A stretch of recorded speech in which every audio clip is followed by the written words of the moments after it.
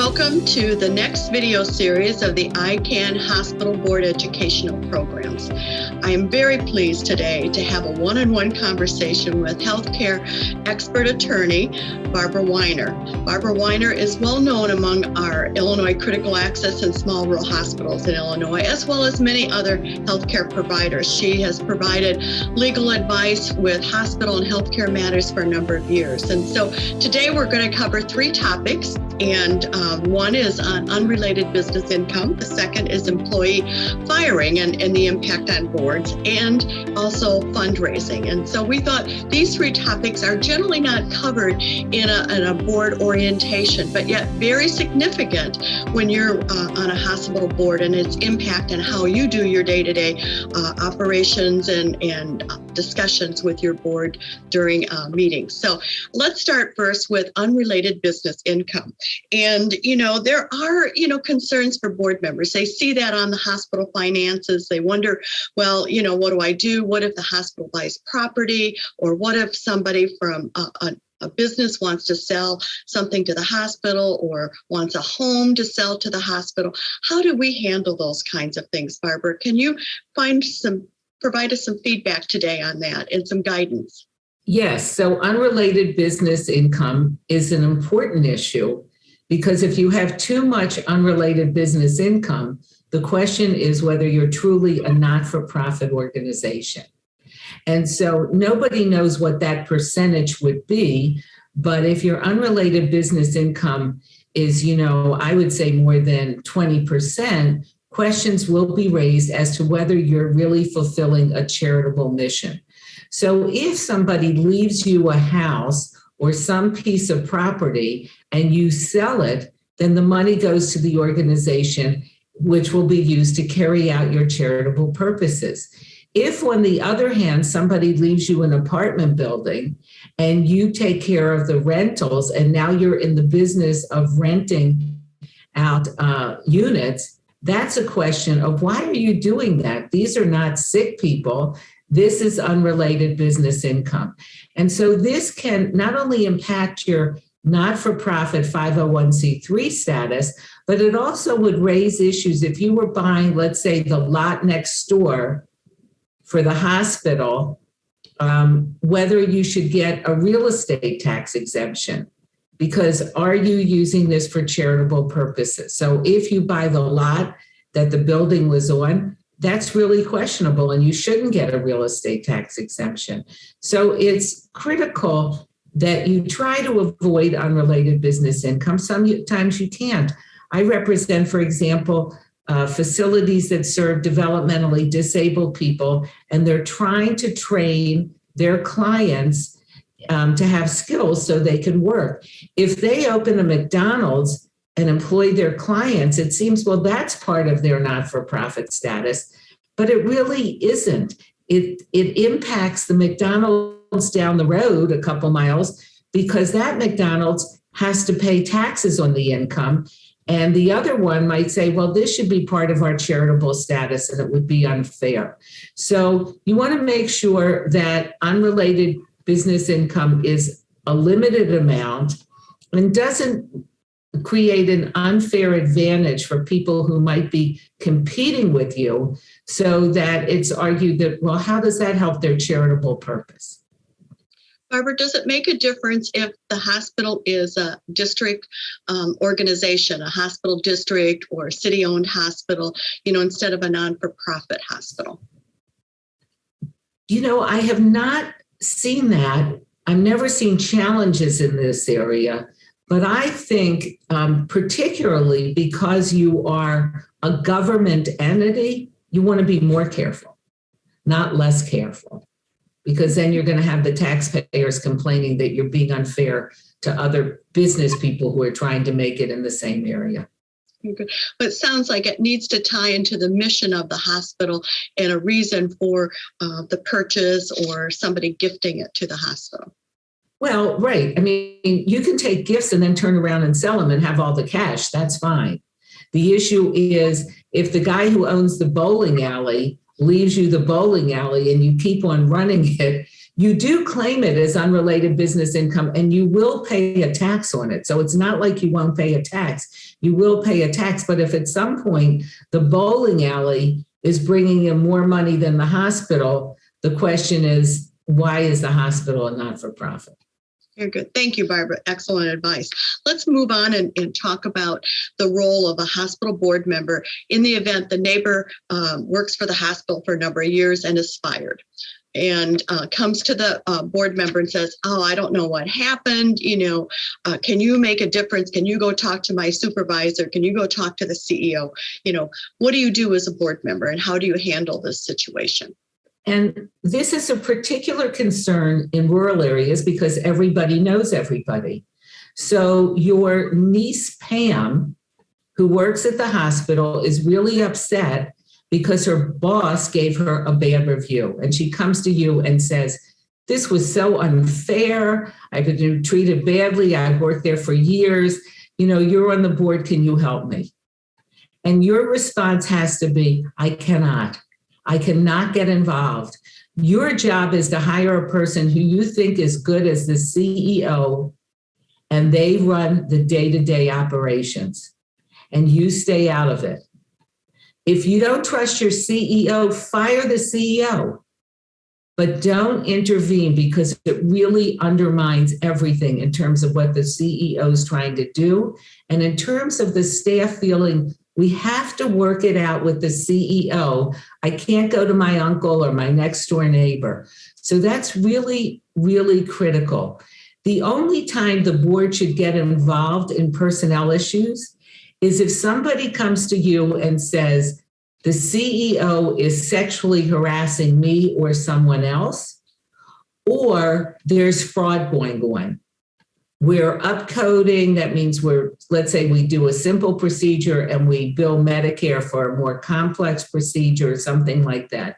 In those two situations, the executive committee of the board, or they should form a committee to look into this and get involved.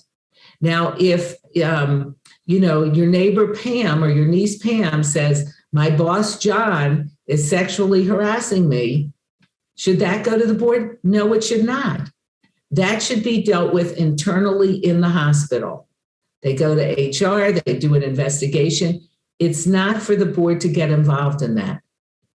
But if it involves the CEO, maybe the CFO at a very high level, then it's the board's responsibility to do an investigation and see what's going on there. Barbara, are there situations where the board needs to get involved when there is a physician issue or a nurse practitioner or PA issue?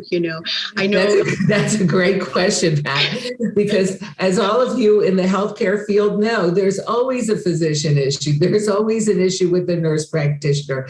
And what do? We got to keep these folks happy. You don't have enough professionals out in your neighborhood. It isn't like we can say, this guy's a jerk, we got to get rid of him. We've got to try to work things out. Before the board gets involved, it's up to the CEO to try to resolve this, and they shouldn't go around the CEO and get involved. It's really the same as any employee. If it gets to be a real problem, let's say the Dr. Jones has a bad reputation in the community and the CEO's not doing something, and you've talked to the CEO about this, that might be a different situation.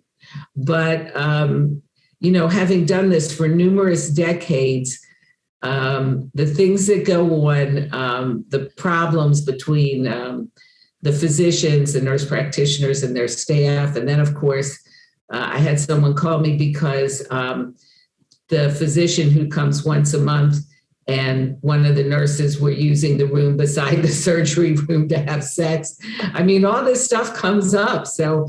But you on the board should not get involved until the CEO has addressed it or not addressed it, and you're hearing things in your community. And I think, Barbara, like other employees. Some of the hospitals have, programs set up within the medical staff to deal with these issues too. Is that a common way? Well, before it goes to the medical staff, you want to have a really good investigation. If you look at your hospital bylaws, if you look at your medical staff bylaws, there's all these procedures that must be followed. It's not like a physician, unless they're an employed physician, you can just fire like that. You can say, you know what, your behavior is unacceptable. When you start dealing with physicians, they have a whole set of due process rights, and you better tread carefully. Very good. Very good advice. Thank you. Let's move on to our last topic for today's discussion, and that has to do with fundraising. Okay, I've been elected to the board, and what is my responsibility? Am I supposed to donate to its foundation? Am I supposed to participate in the annual golf outing? Am I supposed to knock on my neighbor's door and ask for a contribution? So what's your best advice, Barbara? I feel that anybody who serves on a board has an obligation to educate the community, your friends, your neighbors, the people at your church, where your kids go to school, about what the organization is doing. You are the face of the organization. And if you're going to ever put anything on Facebook or social media, only make it positive. If you can't say something nice, don't say anything. Okay? It really is, you are the face of the community. And I always recommend that when I do bylaws, there is in there that board members are expected to give some dollar amount each year, whether it's $500 or $5,000, or get it, raise it from your friends. But that shows that you're really committed to this organization. And I know people don't like to ask people for money. You are not asking people for money. You are giving them the opportunity to change the life of people in your community. You're not taking the money and putting it in your pocket. And so please, when you're on the board, when you go to the golf outing or whatever, and it's raising money, people need to understand that you provide charity care. Not everybody's covered by Medicaid. Not everything's covered that way. You have people who may be illegal citizens and they need health care. You may want to do a community event where you're educating people about diabetes or something else, or you're going to do testing in the community, or you're going to do programs in the schools.